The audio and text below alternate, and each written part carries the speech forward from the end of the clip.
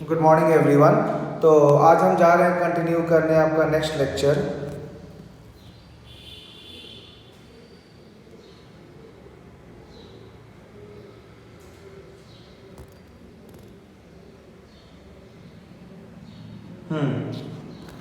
मैंने last class में and किया था कोवेलेंट रेडियस तक।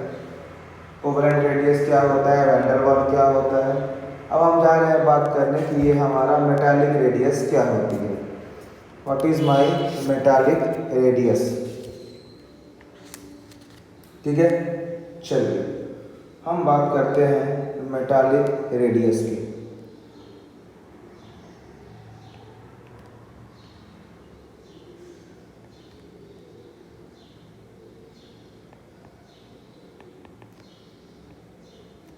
नाम ही बता रहा है मेटालिक रेडियस, मतलब ये उस एलिमेंट के फॉर्म में जाएगा जो सॉलिड स्टेट में होते हैं।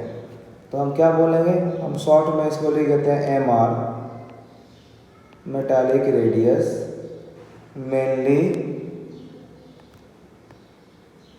मेनली ऑफ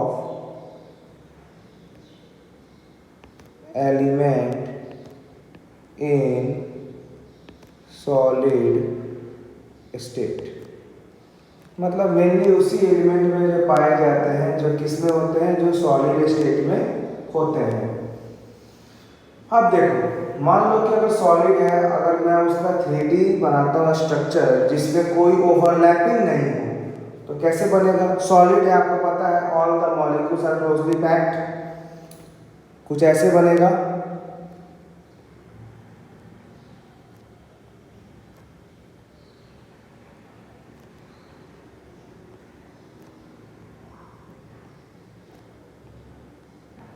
ऐसे कुछ बनेगा, इसको क्या बोलेंगे, ये कुछ हो जाएगा 3D स्ट्रक्चर। ये आपका हो जाएगा 3D स्ट्रक्चर। अब देखो, इस एंड से इस एंड को, इसी को हम क्या बोलते हैं, इसी को हम बोलते हैं डिस्टेंस d, जिसको हम बोलते हैं बॉन्ड लेंथ, जिसको हम क्या बोलते हैं, बॉन्ड लेंथ। तो अब मान लो अब हमको अगर डिफाइन करना हो कि व्हाट इज मेटालिक रेडियस, तो हम कैसे डिफाइन करेंगे इसको। हम डिफाइन करेंगे इसको कि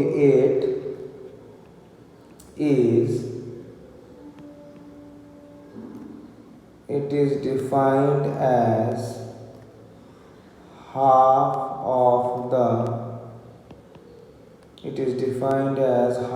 of the distance between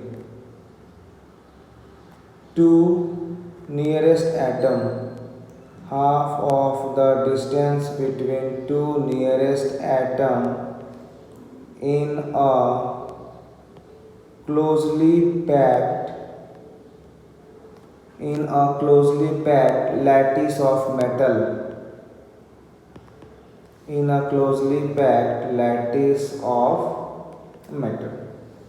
तो हम बात करें अगर कि इसका रेडियस कितना होगा, तो क्या हो जाएगा, metallic radius will be equal to d, मतलब बॉन्ड लेंथ बाय 2। d मतलब क्या हो गया, बॉन्ड लेंथ बाय 2। अब अगर हम बात करें, जैसे आपका क्वेश्चन आता है कि arrange in the increasing order, कि सबसे बड़ा कौन होता है। मैंने अभी आपको 3 रेडियस पढ़ा दिया, एक है कोवेलेंट रेडियस, एक है मेटालिक रेडियस, एक है वैन डेर वाल्स रेडियस। अब हमें ये बोलना है कि इसको अगर आप अरेंज करोगे तो कैसे अरेंज करोगे। तो आपको पता है कि अगर कोवेलेंट की बात करेंगे तो एक दूसरे को ओवरलैप करेगा, तो इसका ये हो गया बॉन्ड लेंथ, तो रेडियस केवल यही होगा। अगर वैन डेर वाल्स की बात करोगे तो इसमें नॉन बॉन्डेड ग्रुप होता है, यानी इसका बॉन्ड लेंथ ये हुआ तो इसका रेडियस ये हुआ।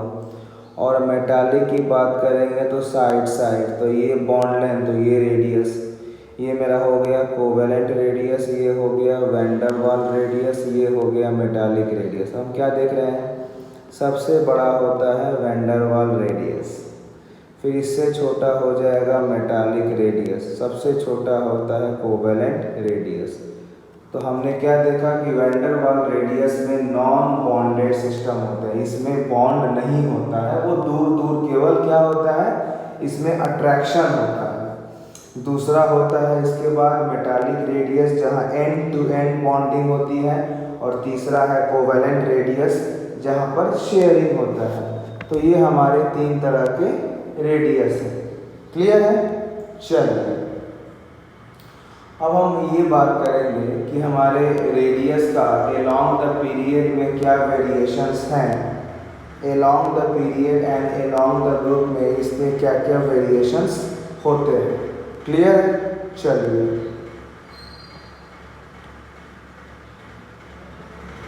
जैसे अगला हम बात ये कर रहे हैं कि अगर हम पीरियड में बात करते हैं वेरिएशन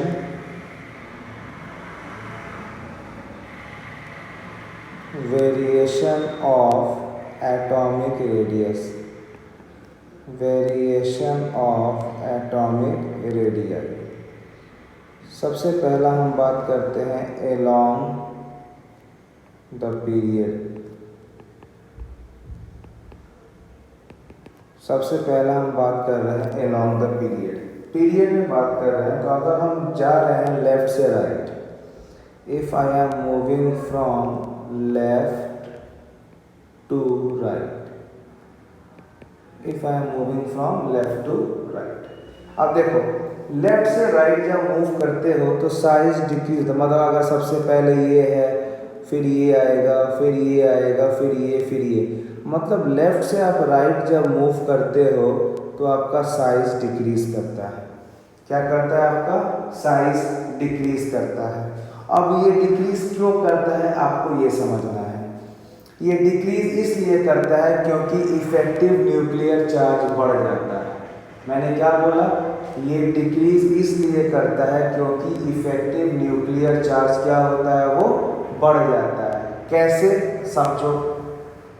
मान लो अगर हम बात करते हैं लिथियम वाले ग्रुप का, तो क्या होता है आपका lithium, beryllium, boron, carbon, nitrogen, oxygen, fluorine. हम इनर्ट गैस की बात नहीं करते, उसमें वैन डेर वाल होता है। तो लिथियम में आप क्या देख रहे हो कि लिथियम में भी 2 सेल है, बेरिलियम में भी 2 सेल है, बोरॉन में भी 2 सेल है, कार्बन में भी 2 सेल है, नाइट्रोजन में भी 2 सेल है, ऑक्सीजन में भी 2 सेल है, फ्लोरीन में भी 2 सेल है। अब आप बात करते हैं कि आउटर मोस्ट ऑर्बिट में कितने कितने इलेक्ट्रॉन्स हैं।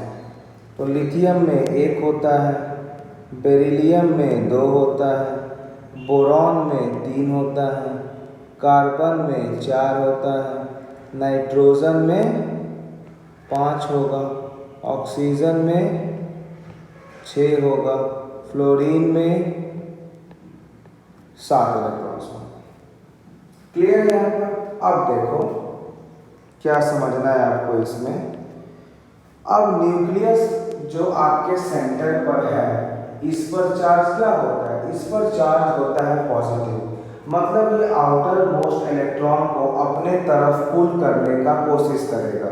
तो मान लो कि न्यूक्लियस ने अगर इस इलेक्ट्रॉन को पुल किया तो इसका थोड़ा बहुत इतना जो एरिया है ये डिक्रीज होगा, क्योंकि भाई है ना, जैसे आप पुल करोगे तो कुछ तो एरिया डिक्रीज होगा ना। अगर आप मेरे को पुल करोगे तो क्या होगा, अगर हम खड़े हैं 0 पोजीशन पर, आपने मेरे को पुल किया तो हम 1 पोजीशन पर आ गए। तो जब इलेक्ट्रॉन पुल किया तो जितना हम रेड एरो दिखा रहे हैं इतना एरिया कॉम्प्रेस हो गया। अब यहाँ पर 2 इलेक्ट्रॉन पुल करेगा तो इतना एरिया और डिक्रीज हो जाएगा। यहाँ पर न्यूक्लियस पॉजिटिव चार्ज है, 3 इलेक्ट्रॉन को पुल करेगा, इतना एरिया घट जाएगा। तो अब क्या देख रहे हो कि on moving from left to right area continuous घटे जा रहा है, मतलब साइज डिक्रीज हो रहा है। और डिक्रीज क्यों हो रहा है? क्योंकि न्यूक्लियस में जो पॉजिटिव चार्ज है वो इलेक्ट्रॉन को अपने तरफ पुल कर रहा है, मतलब size decreases due to effective nuclear charge, क्योंकि जो न्यूक्लियस पर चार्ज है वही इलेक्ट्रॉन को पुल कर रहा है। तो ये हमारा बात हो गया when I am talking about along the period. अब हम बात करेंगे अलोंग द ग्रुप के बारे में। Next we are going to focus on along the group.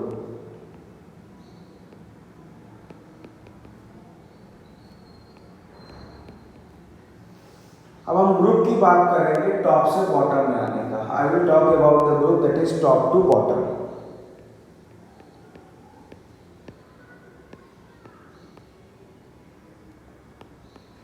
Top to bottom की बात कर रहे थे। आपको पता है कि जब आप ऊपर से नीचे आते हो तो हर बार एक ना एक सेल इंक्रीज करते रहता है। जैसे मान लो अगर हम बात कर रहे हैं लिथियम का, सोडियम का, पोटेशियम, जो एक ही फैमिली में आ रहा है और ये टॉप से बॉटम में प्लेस्ड है। तो हम क्या देख रहे हैं कि जो लिथियम है, अगर हम बात करें लिथियम का, तो लिथियम में एक न्यूक्लियस, एक सेल, दो सेल होता है। अगर हम बात करें सोडियम में तो एक न्यूक्लियस, एक सेल, दो सेल, तीन सेल होता है। बात करें पोटेशियम का, एक न्यूक्लियस, एक सेल, दो सेल, तीन सेल, चार सेल। तो आप क्या देख रहे हो कि जैसे जैसे आप टॉप टू बॉटम जा रहे हो साइज इंक्रीज हो रहा है। साइज क्या हो रहा है? साइज इंक्रीज हो रहा है। और इसका क्या रीज़न है? इसका रीज़न ये है कि जब आप ऊपर से नीचे आते हो तो हर एलिमेंट में एक नया सेल की एडिशन होती है due to which size increases. तो क्या लिखोगे? On moving from top to bottom size increases due to increase in number of shell, due to increase in number of shell. Shell के इंक्रीज करने में क्या होता है? साइज बढ़ जाती है। क्लियर है यहाँ तक? चलिए अब हम अगला बात करते हैं जो हमारा नेक्स्ट टॉपिक रहेगा कि what do you mean by lanthanoid contraction. Lanthanoid contraction क्या होती है? बहुत सिंपल है, जो आपको थोड़ा बहुत आना भी चाहिए। आप इसको एक बार कॉपी करें।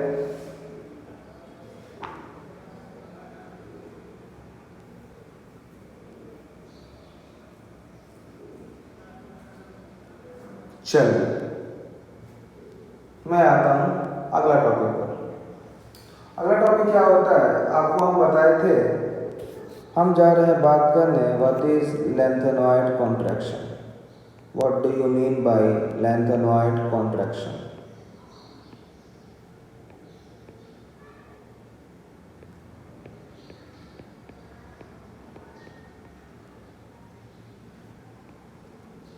What do you mean by lanthanoid contraction?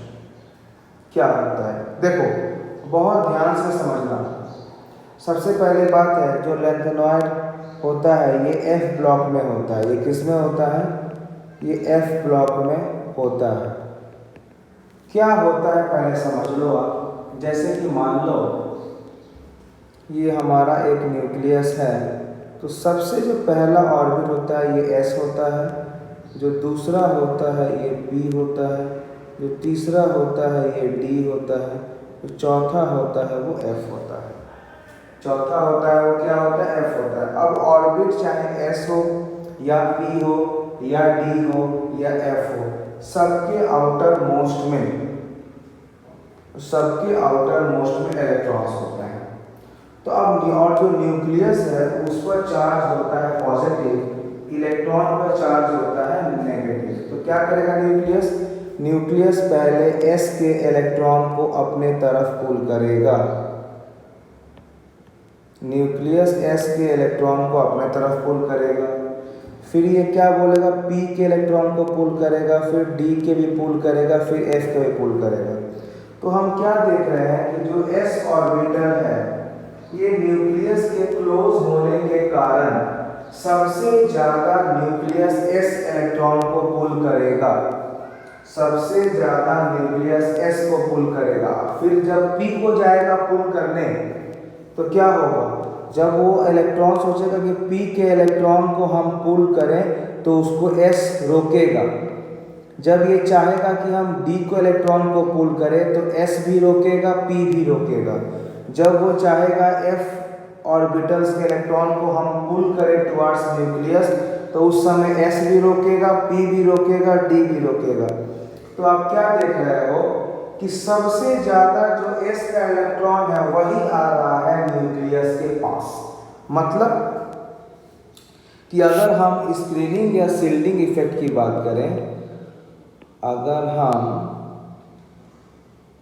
Shielding या स्क्रीनिंग इफेक्ट की बात करें, शील्डिंग या स्क्रीनिंग इफेक्ट की बात करें, तो हम क्या देख रहे हैं? शील्डिंग या स्क्रीनिंग मतलब कौन कितना जल्दी न्यूक्लियस को इलेक्ट्रॉन डोनेट करने में सक्षम रखे। तो सबसे पहले तो S होगा। क्यों? क्योंकि S न्यूक्लियस के बहुत क्लोज है। फिर P होगा। क्यों? क्योंकि P से इलेक्ट्रॉन पुल करने के लिए पहले उसको S से पास करना पड़ेगा। फिर D होगा, क्योंकि D से इलेक्ट्रॉन उसको पुल करने के लिए S एंड P दोनों से पास करना पड़ेगा। और ये फिर F होगा। फिर क्या होगा ये? फिर F होगा। क्यों? क्योंकि F से इलेक्ट्रॉन पुल करने के लिए वो S से भी पास करेगा, P से भी पास करेगा एंड D से भी पास करेगा। तो ये हमारा क्या हो गया? Screening and shielding effect. अब देखिए, तो अब actually what is the meaning of lanthanoid contraction? देखिए, अगर मैं F ब्लॉक की बात करूं, अगर मैं F ब्लॉक की बात करता हूं, तो जो F ब्लॉक का कॉन्फ़िगरेशन होता है वो क्या होता है? आउटर मोस्ट होता है कॉन्फ़िगरेशन n-2f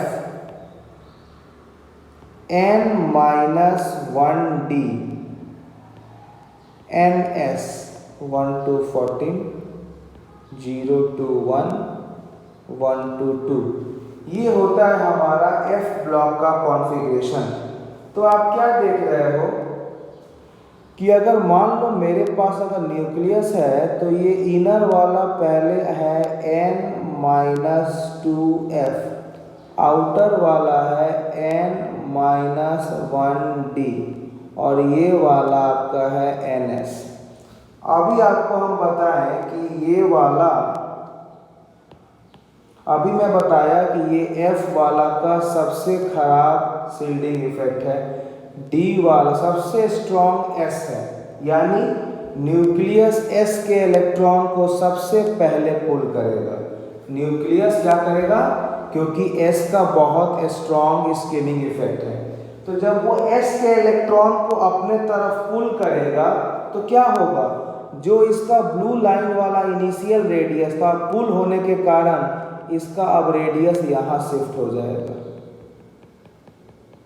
क्योंकि इसने S के इलेक्ट्रॉन को अपने तरफ पुल कर लिया। तो अब इसका रेडियस बन जाएगा जो हमने रेड लाइन से दिखाया है। तो आप ये बताओ कि इसका रेडियस इंक्रीज किया कि डिक्रीज किया? इसका रेडियस डिक्रीज किया। इसी को बोलते हैं कॉन्ट्रैक्शन, कॉन्ट्रैक्ट हुआ। और ये किसमें हुआ? ये F ब्लॉक में हुआ। और F ब्लॉक 4F को क्या बोलते हैं? लैंथेनॉइड। इसीलिए इसका नाम क्या हो गया? Lanthanoid contraction. क्या इसको बोलते हैं? Lanthanoid contraction. चलो अब मैं इसका थोड़ा डिफिनेशन लिखता हूं। क्या इसका डिफिनेशन होती है? ये होता है कि इन F block element with the increase of atomic number, extra proton goes into nucleus, due to which nuclear charge increases,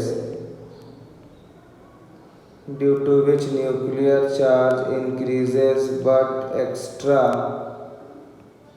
electron goes into F subcell,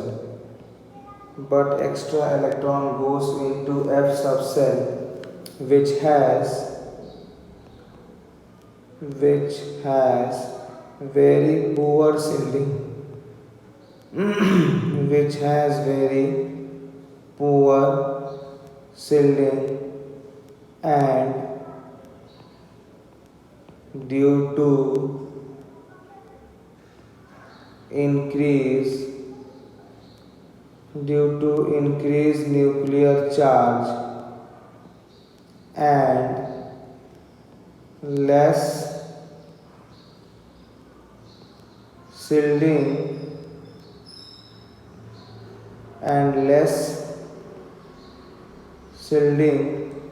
outer shell electrons are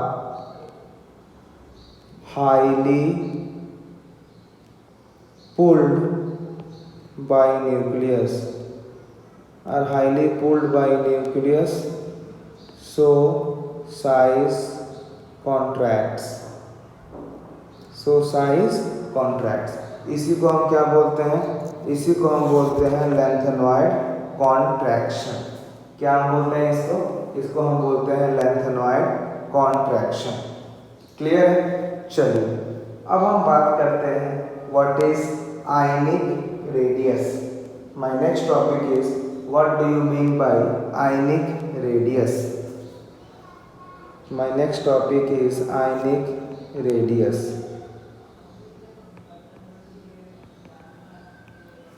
देखिए, मान लो कि आपने कोई भी अगर एक एलिमेंट लिया ए, क्या इस पर कोई चार्ज है? बिल्कुल नहीं, कोई भी चार्ज नहीं है। तो इसको हम बोलते हैं न्यूट्रल। इसको हम क्या बोलते हैं? इसको हम बोलेंगे न्यूट्रल।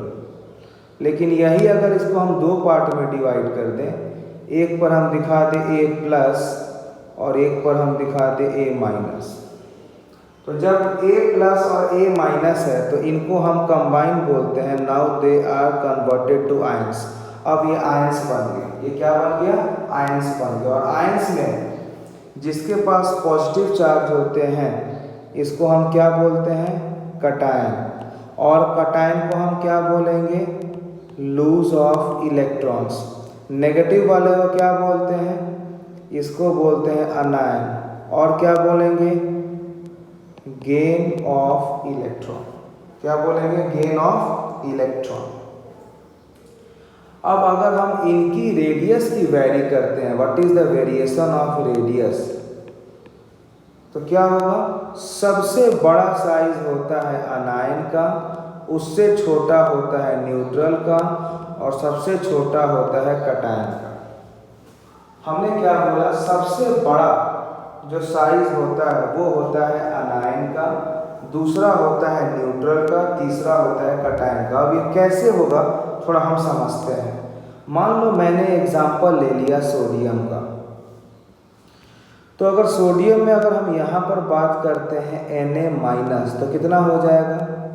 अंदर में 2 इलेक्ट्रॉन, फिर यहाँ पर 8, 1 2 3 4 5 6 7 8 और यहाँ पर 2 इलेक्ट्रॉन। ये हो गया सोडियम माइनस। अगर हम सोडियम की केवल बात करते हैं तो यहाँ पर 2 इलेक्ट्रॉन, यहाँ पर 8 1 2 3 4 5 6 7 8 और यहाँ पर 1 इलेक्ट्रॉन। तो ये हो गया सोडियम। और अगर हम सोडियम प्लस की बात करें, यानी 1 इलेक्ट्रॉन लॉस किया तो इसके पास 2 ही होगा ना, 1 2 यहाँ होगा और 1 2 3 4 5 6 7 8। तो अब क्या देख रहे हो कि इसमें 3 सेल है, इसमें 3 सेल है, इसमें 2 सेल है, तो सबसे छोटा हो गया A+। अब देखो, अगर हम सोडियम की बात करें तो आउटर मोस्ट में केवल 1 इलेक्ट्रॉन है। अगर हम केवल सोडियम न्यूट्रल की बात करें तो आउटर मोस्ट में 1 इलेक्ट्रॉन है, लेकिन सोडियम माइनस की बात करें तो आउटर मोस्ट में 2 इलेक्ट्रॉन है। दोनों के बीच आपस में क्या होगा? रिपल्शन होगा, तो साइज बढ़ेगा। आपको पता है ना कि जब अट्रैक्शन होता है दो सब्सटेंस के बीच तो they both come close together, लेकिन जब रिपल्शन होता है तो they both move apart from each other. तो इन दोनों के बीच में रिपल्शन होगा तो ये दूर दूर जाएंगे तो इनकी साइज बढ़ जाएगी। तो यही हमारा ट्रेंड होता है। मतलब हम क्या बोल सकते हैं इसको? I can say that कि radius of अनायन is greater than radius of neutral is greater than radius of cation, ये होता है। तो समझ में आया यहाँ तक आपको? चलिए बहुत ध्यान से कॉपी कीजिएगा, कोई डाउट हो यू कैन आस्क मी।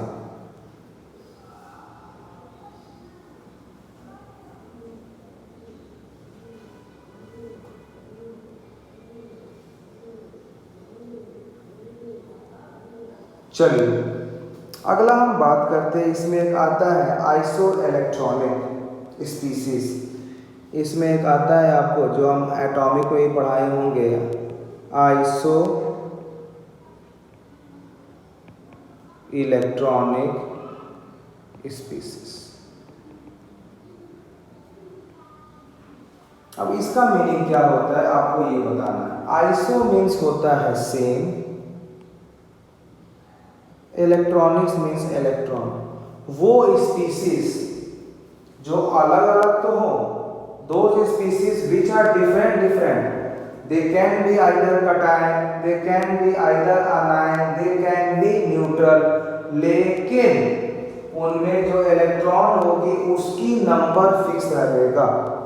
जो उनकी इलेक्ट्रॉन रहेगी उनकी नंबर फिक्स रहेगा। तो समझ में आ रही है? तो जो उनका नंबर फिक्स रहेगा तो उन्हीं को हम क्या बोलेंगे?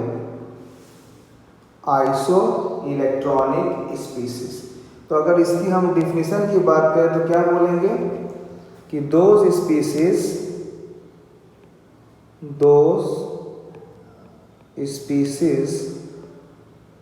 which contains same number of electrons। अब इसकी अगर मैं आयनिक रेडियस की बात करूं तो इसमें कौन सा हम ट्रेंड फॉलो करते हैं कि जो साइज होती है वो directly proportional to 1 by atomic number होता है। मतलब अगर एटॉमिक नंबर ज़्यादा होगा तो साइज छोटा होगा, और एटॉमिक नंबर अगर कम होगा तो साइज बड़ा होगा। ऐसा मान लीजिए मैं आपको अगर एक क्वेश्चन दे रहा हूँ, कि arrange the following in the increasing order of size. Arrange the following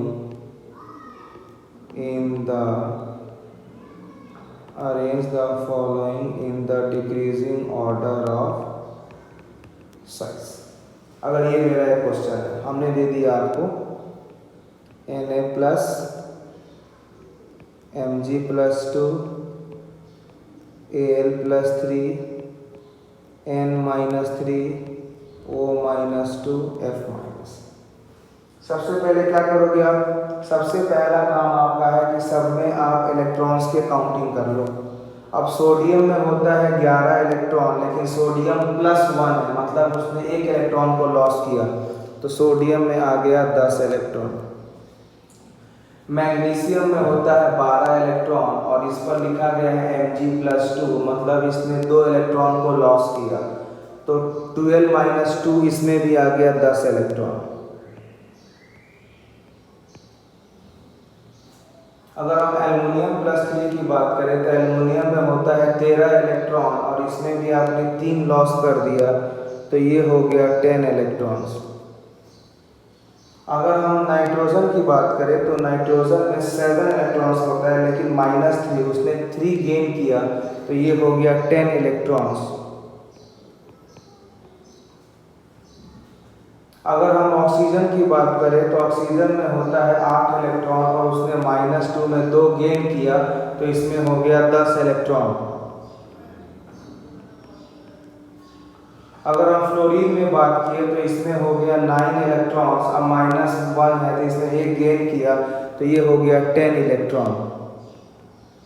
मतलब आप क्या देख रहे हो कि सब में इलेक्ट्रॉन बराबर है, सब में इलेक्ट्रॉन सेम है, तो these are the isoelectronic groups. इसका मैंने क्या लिखवाया था फॉर्मूला कि अगर size is directly proportional to atomic number. अब आप सबका एटॉमिक नंबर लिखो, आप सबका एटॉमिक नंबर लिखो। सोडियम का एटॉमिक नंबर 11 होता है, मैग्नीशियम का 12 होता है, एल्युमिनियम का 13 होता है, नाइट्रोजन का 7 होता है, ऑक्सीजन का 8 होता है, फ्लोरीन का 9 होता है।